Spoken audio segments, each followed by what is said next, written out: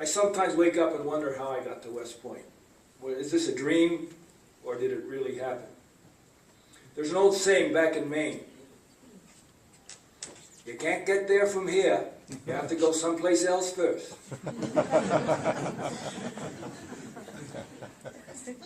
For me, this journey began in the 4th grade.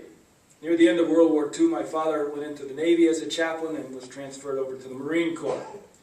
Since we lived in a church parsonage, we had to move out to allow the interim minister to move in. So we moved with my grandparents in a community not too far away.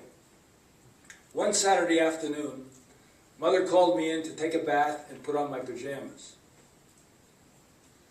As a restless 10-year-old, I turned on the radio and found a football game between an Army team and Cornell. I became enamored with both the game of football and the Army team and their exploits. I made it a point to find that place on the dial, and each subsequent Saturday I listened to Army. I became a fan. The next year, pictures all over my room of the Army team and the Army players. I was hooked. Remember, too, that in 1945 and 46, Army had the best team in the United States. Now I'm beginning to hear the distant echoes of duty, honor, country. Dad came back from the service. We moved back to the church, and I was again with 2 wonderful role models. Dad was a pastor, a leader in our community. Mother was a wonderful mother to her 5 children, of which I was the oldest. Their guidance to me was, do what's right, don't disappoint the Lord, don't disappoint your parents. Wow. Their love and their encouragement made these guidelines help me through high school, where I was a leader in sports, a leader on campus. It enabled me to stay faithful to the Lord that I was getting to know pretty well as a high schooler. In my senior year, we won the state championship in New Jersey, and I was privileged to be captain. One of the recruiters came, and I was called out of class. And this recruiter was from the United States Military Academy at West Point. I went in wide-eyed, and he talked about football, duty, honor, country. When I left, my head coach said, "Do you know who that was?" And I said, "No, he's from West Point. Some Italian name." He said, "Well, that was Vince Lombardi." I didn't know anything about Vince Lombardi then, but I sure appreciate those moments in retrospect. I attended Wheaton College, a small liberal arts college out in Illinois, and I was thrilled to find that all I had looked for in a college: a good education, an opportunity to grow in my relationship with God and with His Son Jesus, and to play sports in a college that had great athletic teams. That combo really intrigued me. Little did I know that my experiences there were preparing me for something down the road which would lead me to West Point. It was also at Wheaton that I met the woman of my dreams, with whom I've been a partner for 51 years. Both college and then seminary impressed my attentiveness to leadership and to faith. Strong role models helped shape my values and worldview, providing lessons that would be invaluable in my West Point experience. Our first church assignment was a little Baptist church in New Hampshire. I learned that leadership meant getting to know your people.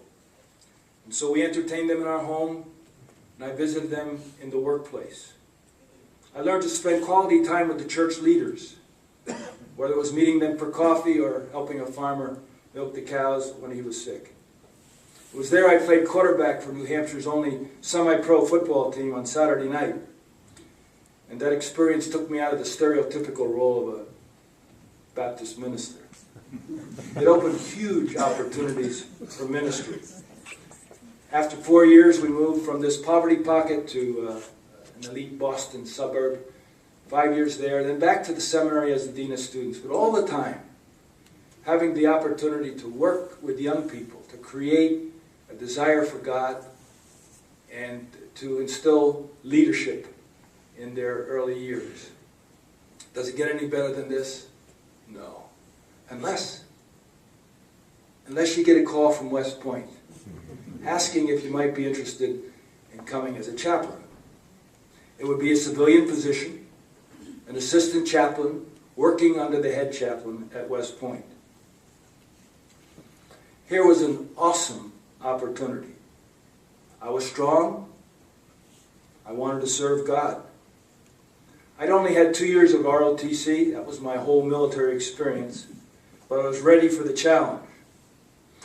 And I can't begin to tell you all the experiences as the assistant chaplain and then for 17 years as the senior chaplain.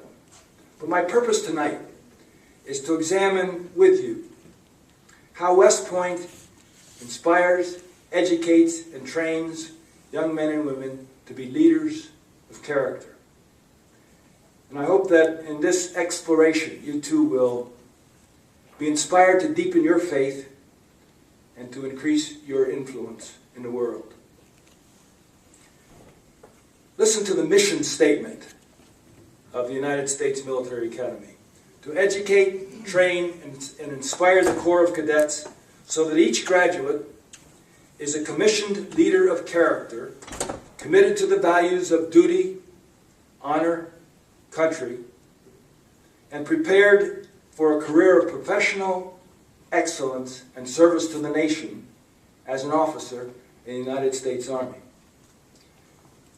That's a lot.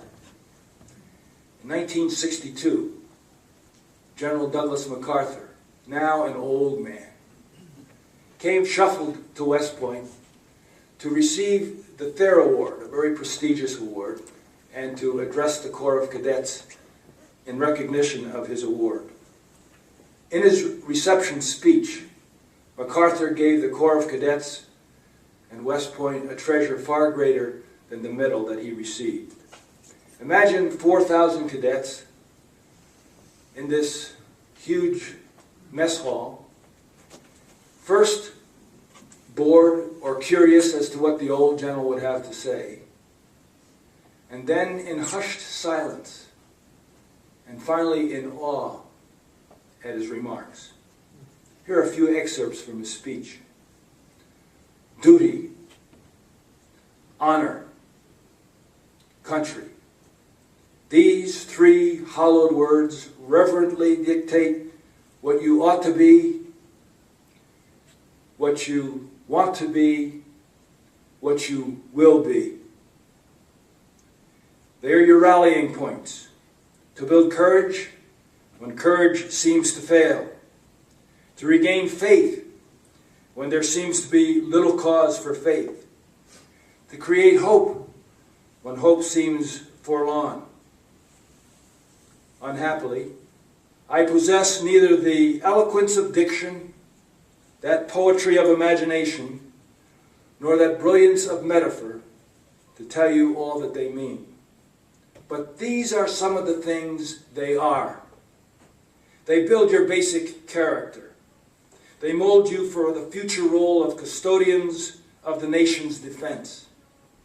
They make you strong enough to know when you are weak, and brave enough to face yourself when you are afraid. They teach you to be proud and unbending in honest failure, but humble and gentle in success. To learn to stand up in the storm, but to have compassion on those who fall. To master yourself before you seek to master others. To learn to laugh, but never be afraid to weep. End of quote.